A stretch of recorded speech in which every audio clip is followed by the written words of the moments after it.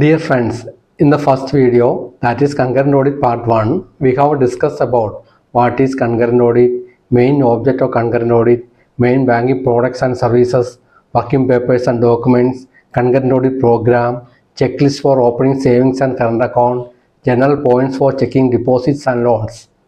In the second video, that is Concurrent Audit Part 2, we have discussed about points to be considered while checking the specific category of loans and checking other main areas of banking operations. In this video, we will discuss about TDS deduction from payments and GST collection, vouchers, forex, gold loan, variation of cash balances, locker charges, income leakages, IRS norms, etc. TDS and GST. Verify whether the deduction of tax at source from interest on term deposit is done as per laid down procedures. If not deducted, then verify whether Form 15H 15G received or not. Verify whether TDS has been deducted on salaries made by the bank, appropriate GST has been collected on concerned items. Check whether both the TDS and GST challans have to be verified by the concerned person every month if doing branch-wise. Voucher. The auditor should see whether voucher is on a printed form and all vouchers are consecutively numbered. He should also check date, name of the party to whom the voucher is issued, the name of the party issuing the voucher, and the amounts extra. The voucher which are inspected by the auditor should be cancelled by a stamp so that it cannot be produced again. The auditor should pay special attention to those vouchers which are in the personal name of one of the employee or manager of the bank.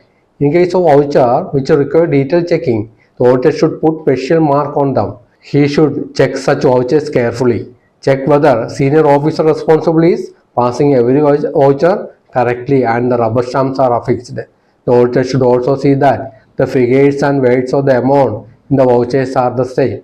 The vouchers for insurance, rates and taxes etc. should be checked with reference to the period for which the payment has been made.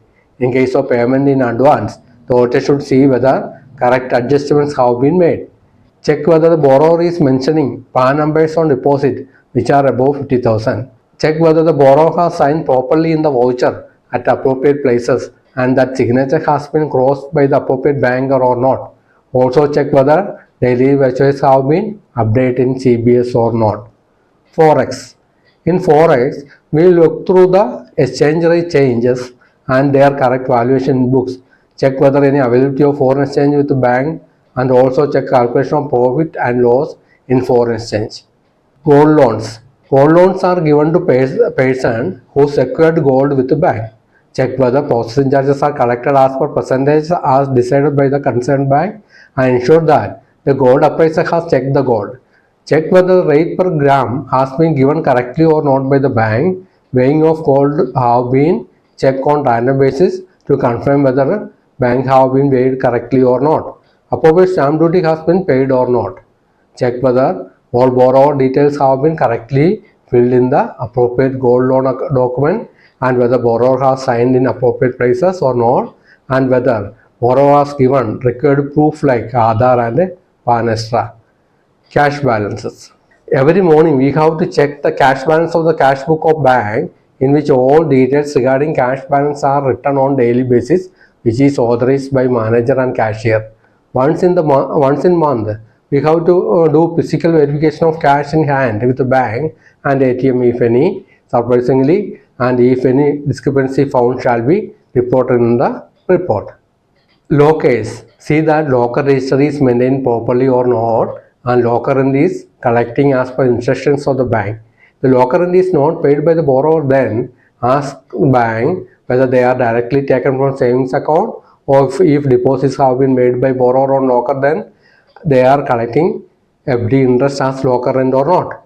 Check locker rent is updating in CBS or not and if any overdue, it should be noted and remitted to the bank. Ensure that number of visits to the locker by the customer does not exceed the prescribed visits. If exceed, check whether bank has collected prescribed charges. Also check locker rent is collecting as per locker size and as per circular rate. Income leakage. This is the most important and sensitive part of concurrent audit. In most of the bank, there are some income leakages and we have to find out that. Generally, income leakages arises due to following reason: undercharges of processing fee, upfront fee, and other charges by the bank during disbursement of loans, wrong feeding of interest rate in the system, wrong calculation of profit in the forex transaction, etc.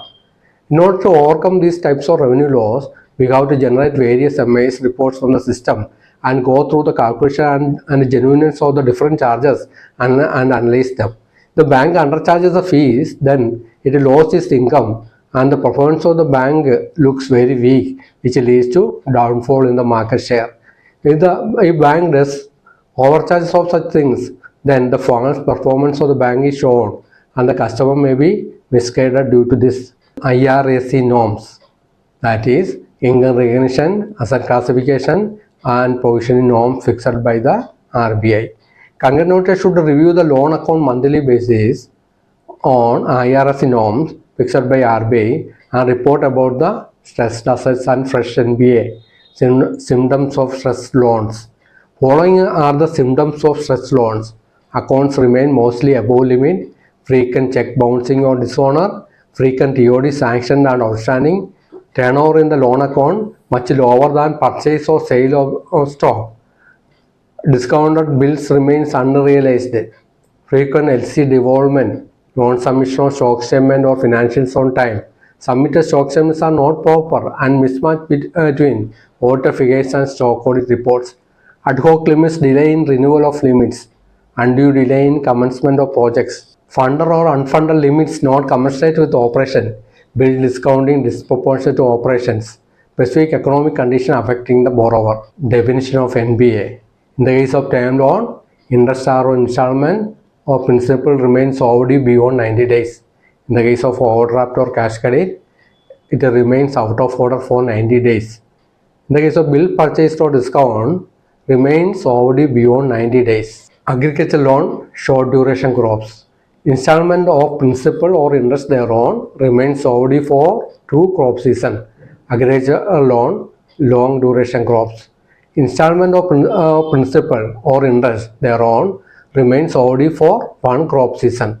Securitization transaction. Amount of liquidity facility remains outstanding beyond 90 days. Derivative transaction. Overdue receivables representing positive mark-to-market value of a derivative contract which remains unpaid beyond 90 days on the specific due date for payment. Once a loan becomes NPA, concurrent auditor should check whether following has done by the branch. All the unrealized interest and charges for current year and past period should be reversed. Future income recognized only on realization basis. Securities given are valued in 3 years. Recovery steps are done by the branch as per the corresponding circulars. All the facilities granted by a bank to a borrower will have to be treated as NPA if one of the facility become NPA as per IRAC norms. Basis of classification of advances. Advances are classified into 4 categories. Standard assets. Standard assets are assets which are regular in repayment of interest or installments. Those loans do not carry more than normal risk. Not a non-performing assets. Substandard assets. Substandard assets are assets which remains NPA for period less than or equal to 12 months. Doubtful assets. Doubtful assets are assets which remain in substandard category for a period of more than 12 months. The collection and liquidity in full is highly improbable or questionable in these assets. Loss assets. Loss assets are loans identified as loss assets by the bank, the internal or external auditors, or the RBI inspectors. By this, I have covered main points to be checked while conducting concurrent audit of bank branches. Kindly click on subscribe button and bell button to get my future videos and updates. Thank you for your patient hearing. Have a nice day.